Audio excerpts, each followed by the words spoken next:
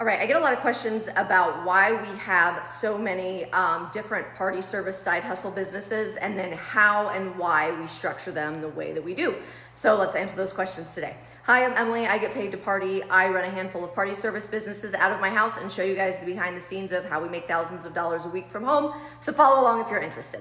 Okay, so I have a handful of party service businesses. Our first one was a mobile video game truck that's been in business 4 years. We've had party rentals that have been going for over a year now. And then this last year, we have recently just launched foam parties, hosted Nerf Wars parties, and bouquet bars. And so you've seen some of the new content of some of those lately as I'm learning as I go. And then I share some of the older stuff that I've been doing longer, like the video game truck and party rentals that we know about.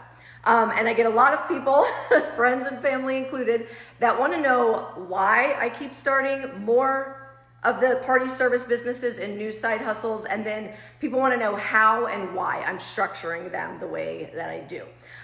Okay, so with the video game truck, we've been in that for 4 years and I have loved it. We've learned a ton, but it became pretty clear to me after like the first year that the way that you're gonna make any kind of like good money with that business is scaling and owning multiple trucks. So if you look in the United States, there's a handful of different franchises.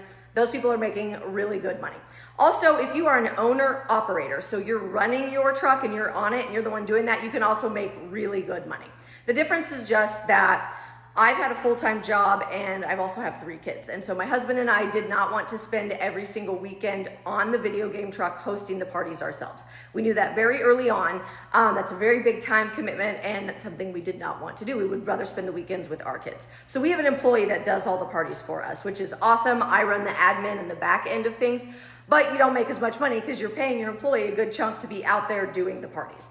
I didn't want to scale that business and buy a lot more trucks because of what I've learned. There's a lot of upkeep. It's kind of a hassle. Things break down all the time.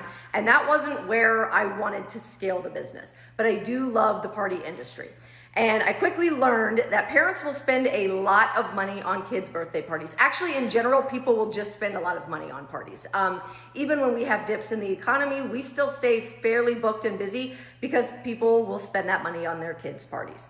But knowing that I didn't want to invest more money in more game trucks, but loving the party industry, I started to take a step back and look at other party businesses that I could start that didn't require such capital up front and then weren't the same as having all of the upkeep that you get with a truck, of like having to update generators and air conditioners and fix flat tires on the side of the road and replace axles and all of that comes with having a big heavy truck. So the thing I had learned was the party industry for kids is kind of the same in every different category. Once you learn how to market to the people and get contracts and set your policies and do the insurance and the booking procedures, all of that, it's kind of the same regardless of what your service is, if that makes sense. So I was like, all right, I'm gonna launch more party businesses that don't have the same high overhead as a game truck, that are a little bit easier to run out of my house. So that's where I got into party rentals. Started doing like DIY affordable party rentals out of my house. I've done that for a year and have learned a lot, but it is very similar to the same process I would use with the video game truck. Partnered with Foam Daddy last year to get a Foam Daddy cannon and start kind of learning about that. And this year we've done our first foam parties and that has been really cool. And I can charge the same or more for a foam party that I would charge for a video game truck party, but the overhead is so much less because I'm not fixing truck stuff all the time over and over again. I have my equipment at my house. I can load it in my car. It's very easy. So when I saw that, I was like, well, that's awesome. Add that to the list. And then with our party rentals, our DIY Nerf packages were very, very popular and people were asking if we would do hosted parties. That was another one where I was like, well, look, this is very similar to the foam stuff that I've set up and it's all the same marketing wise, booking, billing, insurance wise, it's all the same. So we started the hosted Nerf Wars, did our first big event with that last week. And then I've also been working on a bouquet bar that we've had a few smaller events here and there, but then last week we also had our first large corporate event.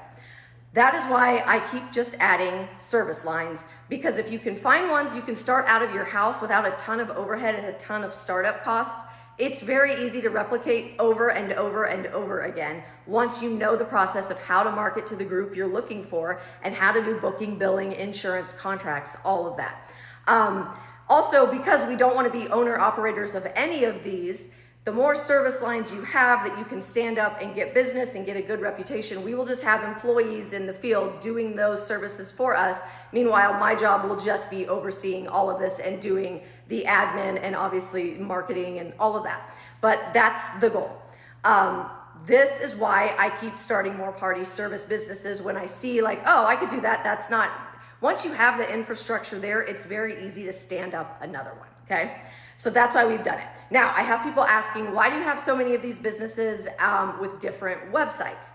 All of my businesses are all under the same LLC. They're all under the same LLC umbrella, and then they have different DBAs, which is different doing business as. So they're all under the same structure, but they are separate businesses with their own separate websites. There's a specific reason for this. I've done other videos on it, so you can go back and look if you want the very in-depth detail. But the reason is because for Google, SEO, for ChatGPT, any of those, if you have a website that's like, I do game trucks and foam parties and Nerf wars and bouquet bars and party rentals, it doesn't know how to index you when a customer is looking for like a game truck, because it's like, well, I see that on your website, but you do all these other things. I'm very confused as to what you do. So you don't get as much organic traffic from Google, from ChatGPT, that sort of thing. If you have separate websites for every business that's dedicated to just that business, it is very easy for Google to be like, you do game trucks only. This is exactly what this customer is looking for. These people want hosted Nerf Wars parties. Your Nerf Wars company does just that. It's very easy to recommend. So that's why they're all separate websites, separate names, because it makes it easier for customers to find you and for search engines to recommend you. Now, they all are under the same LLC, which means that they are technically all funneled into the same, you can have separate bank accounts, but financially they're under the same thing. They are all together. There's an accountant that I've followed for a while, and I've had some advisement on you can keep them together in one LLC until any of them start to get fairly large, and then you would want to break them away for financial reasons.